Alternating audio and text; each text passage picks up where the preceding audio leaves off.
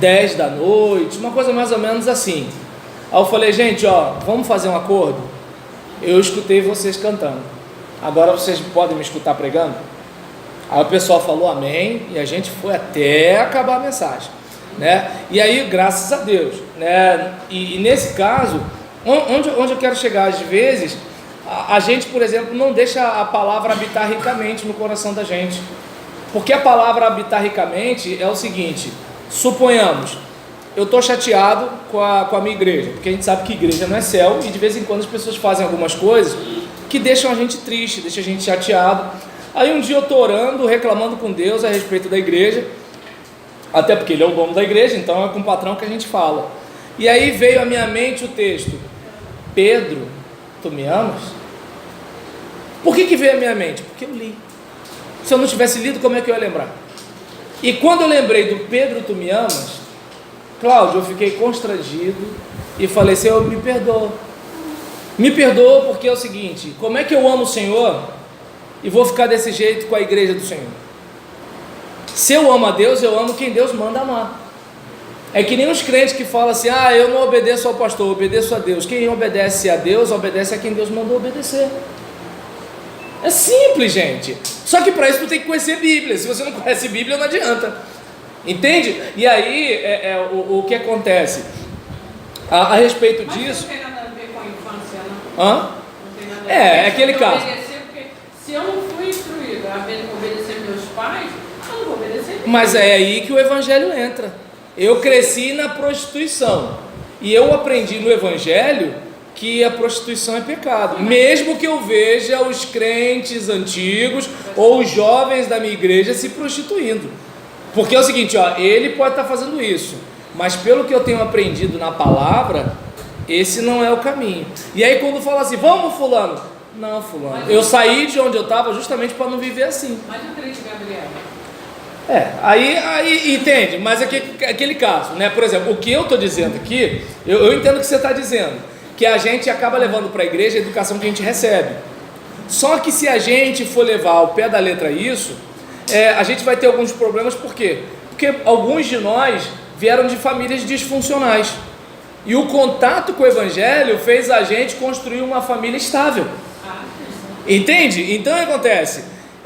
Por isso que eu não pego o caminho de justificar algumas coisas que acontecem na igreja por causa da família, porque se o indivíduo ele abre o coração para a palavra, mesmo ele vendo a coisa errada na família dele, família de crente, está arriscado ele falar assim: pai, você não está vendo que isso está errado não, pai? Como é que pode? O senhor estava servindo a ceia ontem. Entende? Ainda mais se for adolescente, não vai ter o maior prazer de falar isso. Mãe, que isso? Ó, Nilce rindo. Aí acontece, tem alguém lembrando de alguma coisa aí, né? Então, aí né, nesse caso, você entende aquela questão de assim, eu posso não ter um bom exemplo, mas lembra, eu sou purificado pelo lavar regenerador da palavra. Eu vou tendo contato, isso aqui não está legal, isso aqui não está bacana, né? E aí, eu lembro de um episódio que eu tive, né? Uma irmã chegou para mim e falou assim: pastor, eu queria avisar que eu não vou mais trazer nem o dízimo nem a oferta para cá para o culto por enquanto não. Aí eu olhei assim: por que, irmã? Não, porque eu não consigo resolver um problema com uma pessoa, né? Acho que não sei se era era da família e era da igreja ao mesmo tempo. E aí eu falei: não, irmão, vamos conversar, que dia que você está disponível? Aí fomos bater um papo. Aí o que aconteceu?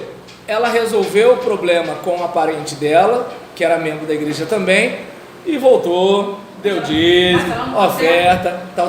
Oi? Ela dá certo. Isso, mas onde eu quero chegar? Eu arrumei um problema com o pastor, isso. Por causa disso, que a igreja que eu estava, não é minha igreja, não é minha Isso, avisa aí que não é a sua igreja, a Vilma está escutando. Então, uma igreja que eu estava ajudando... Leva ela para lá, Wagner. Também não é a comunidade. Que isso, tem que aceitar todo mundo, Wagner. O que acontece? A irmã estava com raiva da outra irmã, mas com raiva mesmo. As duas membros da igreja. Membro da igreja. E aí eu comecei a observar, entregando o dízimo, e eu chamei ela para conversar, por entrega do dízimo mais não. E ela me perguntou, o que você está falando? Você aconselhou a irmã a não entregar o Não dízimo. entrega, mas eu abri o Bíblia e expliquei para ela que a Bíblia nos orienta, se tem alguma coisa que tem, não deixa lá, reconciliar. Wagner, a irmã estava dando dízimo. Ela foi para a irmã e falou assim: não entrega. Continua. Olha aí, vai. Vai. Eu falei o que o texto da Bíblia está dizendo. Aham. Vai lá, reconcilia. Mas a Bíblia está dizendo para não entregar. Ela está falando, vai lá. Mas você podia falar assim, ó, reconcilia, em vez de falar não entrega. Não,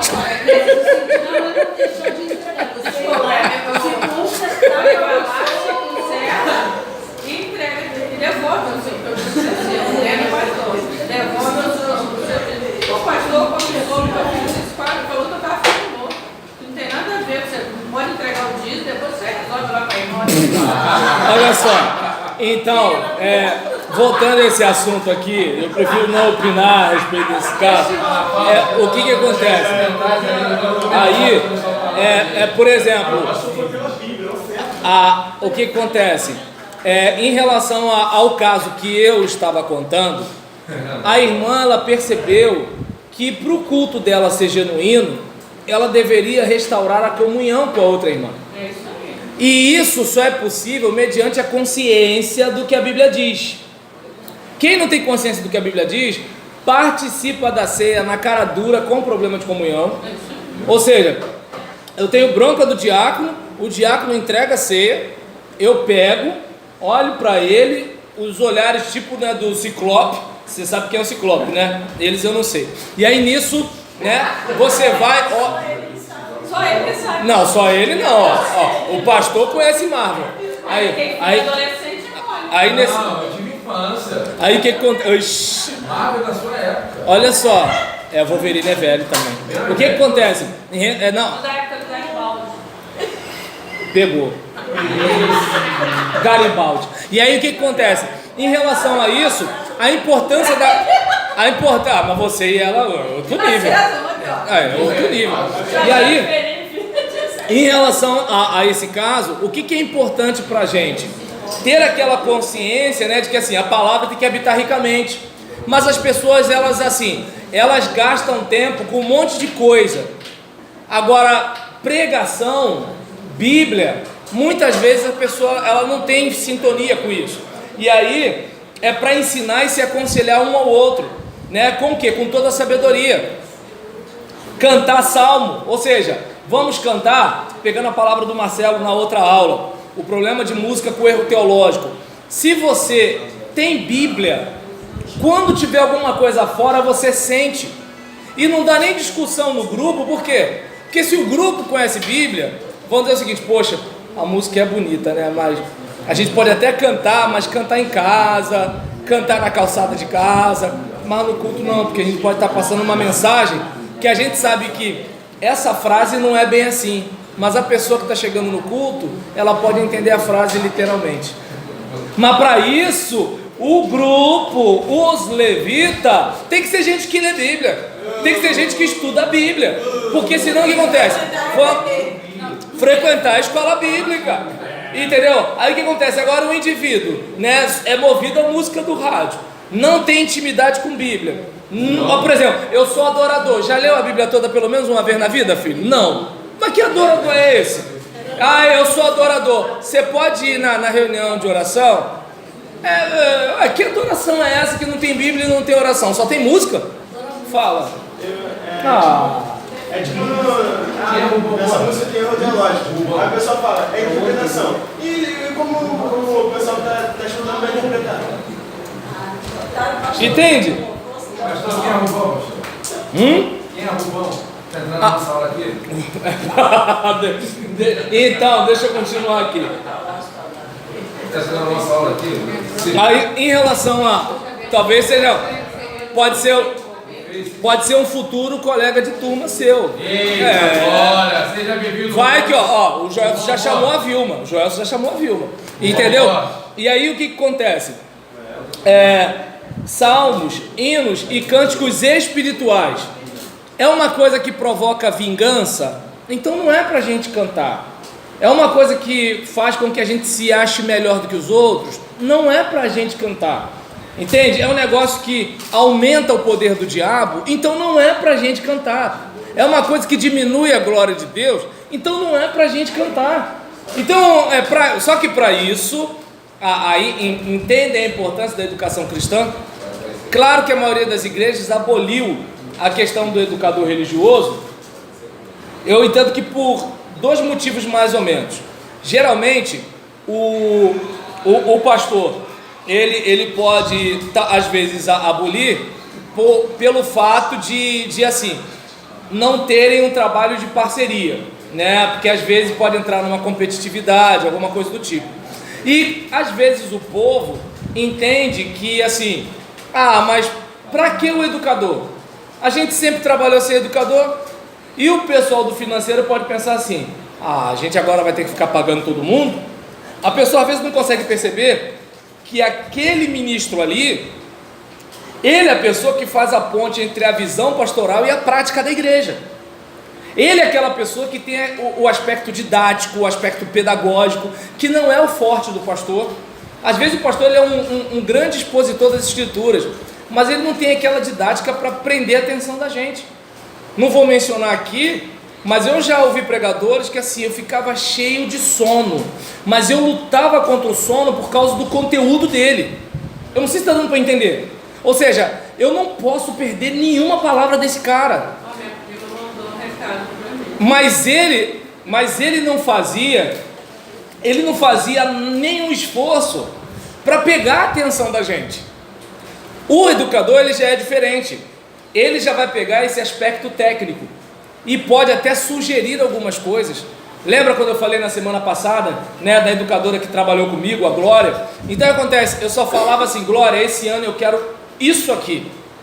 Poxa, e a menina via literatura de escola bíblica, retiro de mulheres, não sei o que lá de adolescente, isso curso relâmpago, escola bíblica de férias, ela fazia com que assim, todas as atividades da igreja casassem com a visão pastoral. Se, por exemplo, é uma guerrinha de nervo em que o educador quer fazer o papel do pastor e o pastor quer fazer o papel do educador, porque tem isso também, né? Assim, no meu livro Pastor para quê? Eu falo sobre esse assunto, o que o pastor deve ser e fazer, né? O pré-lançamento você pode adquirir primeiro, né? E no dia eu entrego para você. E aí nesse caso, pastor para quê? E aí às vezes, o que acontece? Às vezes o pastor, ele quer fazer o trabalho, às vezes ele quer fazer o trabalho do membro. Só que o pastor, ele é um membro também. Ele não é o corpo. Então ele tem a direção e a nutrição. Mas se ele for fazer o trabalho de todos os membros, ele vai fazer tudo e não vai fazer nada. Entende? Aí acontece. Só que o problema é que às vezes o pastor fica assim, mas se eu não virar esse concreto, vão dizer que eu não trabalho. Se eu não pintar essa parede, vão dizer que eu não trabalho. Se eu não fizer não sei o que lá, vão dizer que eu não trabalho. Mas cara, desculpa, você é o homem da Bíblia, você é aquele que aconselha com a Bíblia, você é aquele que prega com a Bíblia, você é aquele que vai falar com o pessoal da música. Você pode não saber nada de música, mas você pode pelo menos falar o seguinte, olha, tá faltando Bíblia aqui. Entende? Você pode não saber um monte de coisa, mas a Bíblia é a tua área. E se não souber, vai estudar mais, porque essa é a sua área. Entende? E aí o que acontece na maioria das vezes? O pastor vai fazer o trabalho de todo mundo. E aí nesse caso, eita, primeira vez que eu vejo você falando de um modo tão duro. Aí nesse caso, ele sempre é manso, né? Aí nesse caso foi contundente. E aí nesse caso, ele não é manso não? Pastor vai ter. Aí nesse caso, deixa eu continuar aqui, ó. Olha só, vocês que são brancos que se entendam. Então, em relação a isso, são 9,50, gente? 9,40, que susto. Falta 5, que susto. Aí o que acontece? Diante dessa situação, né, o que a gente observa? Né, que nessa brincadeira que ele vai fazer o trabalho da outra pessoa, ele acaba não fazendo o trabalho dele. E aí entra a rota de colisão do pastor com o educador. Só que às vezes o educador também quer fazer o trabalho do pastor. O educador não está lá para dar a direção do rebanho, ele está lá para cercar o pastor de ferramentas. É como, digamos, suponhamos que o pastor seja o passageiro. Vinícius, aquela lista, por gentileza. Aí o que acontece? O pastor, ele é aquele passageiro, e o educador seria como se fosse o motorista. Vamos pegar essa estrada, vamos por aqui. O pastor quer chegar, mas ele não sabe o caminho. Entende? Assim, ele não sabe qual é onde o trânsito tá congestionado. Isso, ou seja, existem áreas que não são áreas de competência dele. Só que ele sabe o destino. O motorista não. Eu quero chegar em tal lugar. Entende? A gente precisa ir para tal lugar. Ah, mas eu quero ir para outro lugar. O outro lugar não é o lugar que esse carro tem que ir. Ou seja, você está pegando a estrada, mas quem é o responsável por esse carro sou eu. Entendeu? Então, é importante a questão da gente ter essa noção, né? Para quê? Para que tudo que a gente vier a fazer em palavras ou em ações, seja em nome de Jesus. E aí, quando a gente pensa que tudo deve ser feito em nome de Jesus, a gente deveria pensar o seguinte: se a gente levasse a sério esse negócio de que tem que fazer, tem que ser em nome de Jesus, será que a gente faria algumas coisas que a gente faz, inclusive no culto? Por exemplo, suponhamos, né, que a Jaciara está pregando, e aí enquanto ela está pregando, Vinícius está conversando com o Felipe lá atrás no último banco. Aí eu pergunto, enquanto ela está pregando a palavra de Deus, que talvez pudesse transformar a vida deles dois, eles dois estão conversando. Se o diácono Delcio chegasse para eles dois e falasse assim: vocês estão fazendo isso em nome de Jesus? Vocês podem dizer que estão fazendo em nome de Jesus? Eu acredito que eles diriam que não. E o simples fato deles saberem que não fariam isso é o suficiente para quê? Não fazer. É simples o negócio. É a gente que complica. Entende? E daí a importância da educação cristã, a importância da pessoa chegar e ter essa ideia, né? Então eu bati bastante nessa tecla. E o que eu vou passar para vocês na questão da semana que vem? Eu devo mandar pelo WhatsApp amanhã no máximo a questão de a introdução, né, com aquela oração, o que a gente chama de oração invocatória, né, que pode ser oração inicial, né, a saudação ou cumprimentos, coisas do tipo. Eu entendo que saudação é até melhor do que cumprimento, porque alguém pode escrever errado, né, porque tem comprimento e tem cumprimento, né, então tem isso, saudação só tem saudação, e aí a questão tem isso, e detalhe, pelo amor de Deus, gente, nada de saldo os irmãos, saldo é bancário, eu saúdo os irmãos. Eu sei que vocês sabem, só para repetir, tá bom? Saúdo. Aí nesse caso, vamos lembrar de saúva, saúdo, pronto. E aí nesse caso, a questão, né, de adoração, exaltação a Deus, a leitura, né, seja para motivar, seja para exortar, a oração, aquele momento, né, de oferta, dedicação de vidas e bens, o momento da mensagem, o apelo para salvação, ou devocional, ou vocacional, coisa do tipo, o que a gente chama de pós-lúdio, mas pode ser música final, né, entende? Pode ser música, pode ser instrumental, e aí, é claro, mas eu gosto tanto de pós-lúdio, então deixa pós-lúdio, tá bom, mas assim, o que eu estou dizendo é o seguinte, da gente fazer alguma coisa que o cara que está chegando hoje, que não sabe nem ler direito, tá entendendo? Ele não sabe nem ler direito, que pelo menos ele possa ver uma coisa que pelo menos ele entenda. Porque imagina alguém que não sabe ler direito. Como é que alguém que não sabe ler direito vai ler invocatória? Tá dando para entender? Eu não consegui falar vespertino, agora eu guardei o negócio do vespa. Tá dando para entender?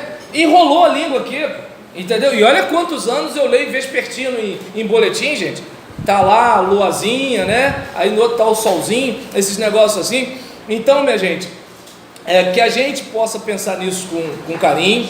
Eu vou ver se eu trago um modelo, né? Espero que vocês não tenham dificuldade com isso, de um material da igreja com propósito, não sou defensor da igreja com propósito, não defendo bandeira da igreja com propósito, só acho que assim, tem uma proposta legal em relação à questão de programa de culto, e a gente pode o quê?